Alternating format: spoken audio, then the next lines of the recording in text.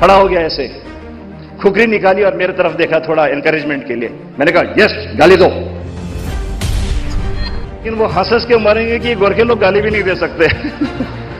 जब आ गई, कहता है जय महाकाली आयो गोरखाली साहब आने दो, एक गोली है ना दुश्मन को मारेंगे, दूसरा खुकरी है काट के मारेंगे।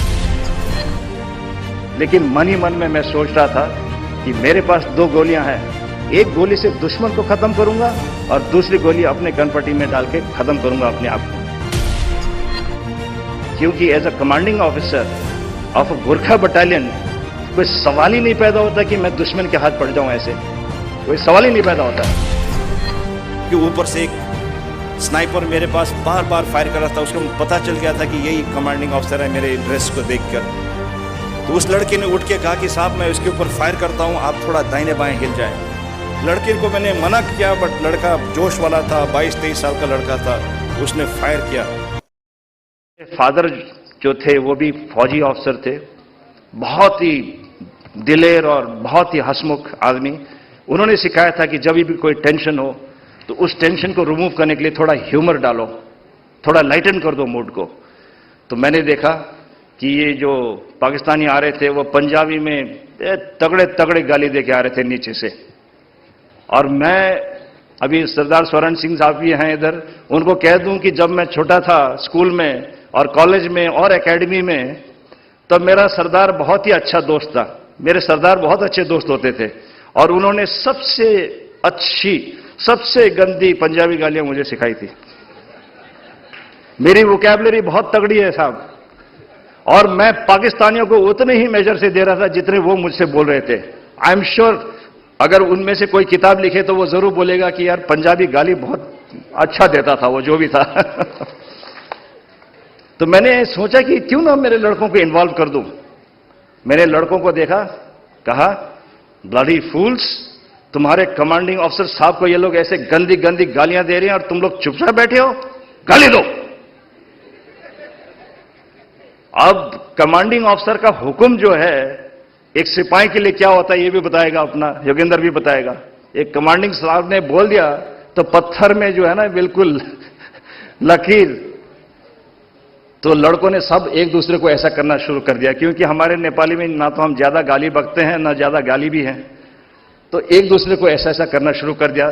तो आखिर में जाके एक लड़का था ज्ञान बहादुर, देहरादून का रहने वाला, उन्होंने समझा यही बदमाश है, इसी को गाली ज्यादा आता है, कर इसको खड़ा कर दिया बिल्कुल ऐसे। ज्ञान बहादुर 5 फीट नथिंग खड़ा हो गया ऐसे, खुकरी निकाली और मेरे तरफ देखा थोड़ा एनकरेजमेंट के लिए। मैंने कहा यस गाली दो। तो ज्ञान बहादुर ऐसे खड़ा होता है, पहाड़ी के नीचे से वो गाली देते आ रहे हैं हमारे को पाकिस्तानी, क्योंकि हम लोग सुन सकते हैं पहाड़ियों में एकदम दूर तक का आवाज, लेकिन चलने में और वो फासला तय करने में समय लगता है। ऐसे देखता है और बोलता है पाकिस्तानी कुत्ता ऊपर आएगा तो तेरा मुंडी काट देगा। मैंने ज्ञान बहादुर को बोला, ज्ञान बहादुर पाकिस्तानी लोग मर जाएंगे लेकिन वो हंस के मरेंगे कि गोरखे लोग गाली भी नहीं दे सकते। जब मैंने ये बात कही तो सारे लड़कों की जोश आ गई। कहता है जय महाकाली आयो गोरखाली साहब आने दो, एक गोली है ना दुश्मन को मारेंगे, दूसरा खुकरी है काट के मारेंगे। लेकिन मन ही मन में मैं सोच रहा था कि मेरे पास 2 गोलियां हैं, एक गोली से दुश्मन को खत्म करूंगा और दूसरी गोली अपने कनपट्टी में डाल के खत्म करूंगा अपने आप को। क्योंकि as a commanding officer of a Gorkha battalion कोई सवाल ही नहीं पैदा होता कि मैं दुश्मन के हाथ पड़ जाऊं, ऐसे कोई सवाल ही नहीं पैदा होता।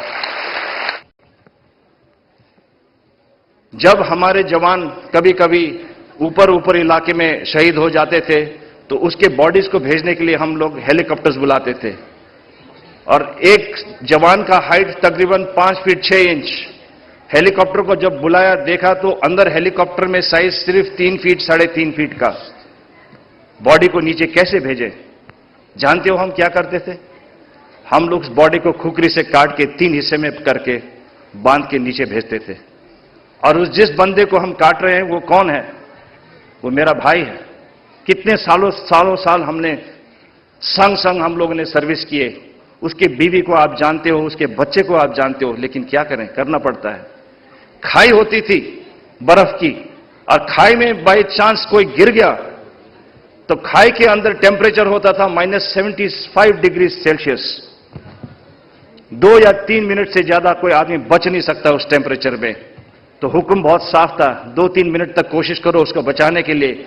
अगर 3 से ज्यादा मिनट लग जाए छोड़ो और अपना काम संभालो। और वो बंदा नीचे गिरा कौन है? आपका भाई है। आप उसके परिवार को जानते हो। कल सवाल जवाब होंगे, आपको बताना होगा कि आप छोड़ के आगे बढ़े, क्योंकि आपको कर्तव्य। 3 रात 4 दिन लड़ते रहे, एक बूंद पानी नहीं, एक दाना खाना नहीं, एक सेकंड भी हम सो नहीं पाए। अगर सोते तो वो मौत होती। चारों तरफ से हमला ही हमला। ऐसे हालात में हम लड़े। और एक मुझे बहुत अभी तक सताती है उसकी याद। एक लड़का, उसने देखा कि मैं बिल्कुल पत्थर के पीछे छुपा हूँ सुकड़ के, इतनी कड़ाके की ठंड, हिल नहीं पा रहा था, क्योंकि ऊपर से एक स्नाइपर मेरे पास बार बार फायर कर रहा था। उसको पता चल गया था कि यही कमांडिंग ऑफिसर है मेरे ड्रेस को देखकर।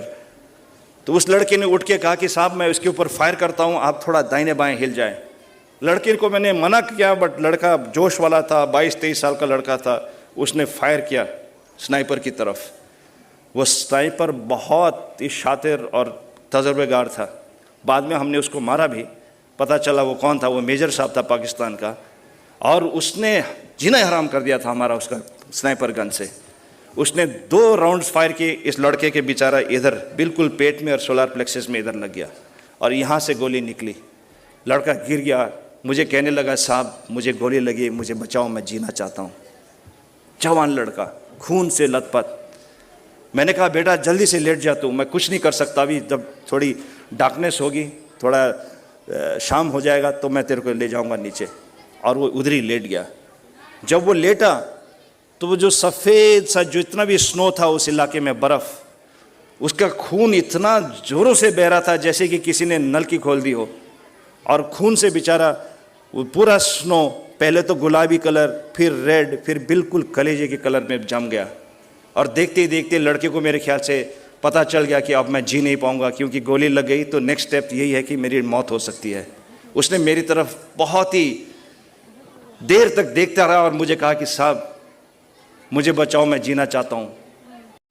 मैं उसे हमेशा बोलता रहा बेटा मत घबरा, मैं कुछ करूंगा। लेकिन उस वक्त मेरे हेल्पलेसनेस की कोई सीमा नहीं थी। मुझे रोना आ रहा था कि मैं कुछ नहीं कर पा रहा हूं मेरे लड़के के लिए।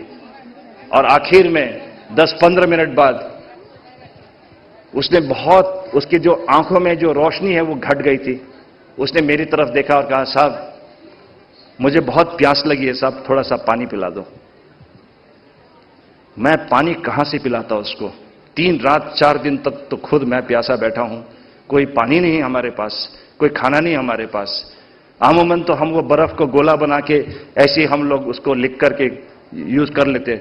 लेकिन इतनी बमबारी हो चुकी थी उस इलाके में कि वो केमिकल क्लोराइड जो होता है, जो बमबारी के साथ आता है, वो पॉइजन है। अगर आप उसको पियोगे या खाओगे तो आपको डिसेंट्री और डायरिया होके गोली की कोई जरूरत नहीं है, 2 दिन में आप खत्म हो जाओगे। तो ऐसे मैं कैसे दूं?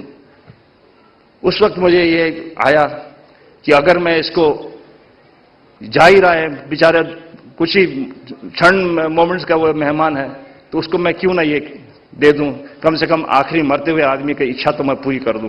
तो मैंने कहा बेटा तू लेट जा और अपनी मुंह खोल, मैं तेरे को ये फेंकता हूं गोला। पहले खोला, मैंने फेंका, हाथ बिल्कुल हिल रहा था बिल्कुल गुस्से से, ठंड से, वीकनेस से, फ्रस्ट्रेशन से।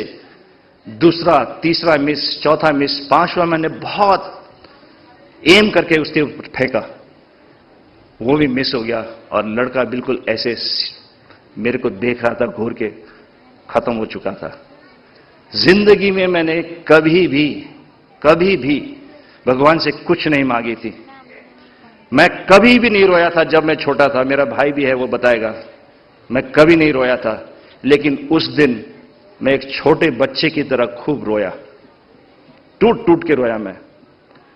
मुझे इतनी फ्रस्ट्रेशन हो रही थी कि, और हेल्पलेसनेस फील हो रही थी कि मैं कमांडिंग ऑफिसर, उस लड़के के लिए मैं तो बहुत बड़ा आदमी हूं, उसके लिए भगवान समान हूं, लेकिन मैं उसके लिए, मरते हुए आदमी के लिए कुछ नहीं कर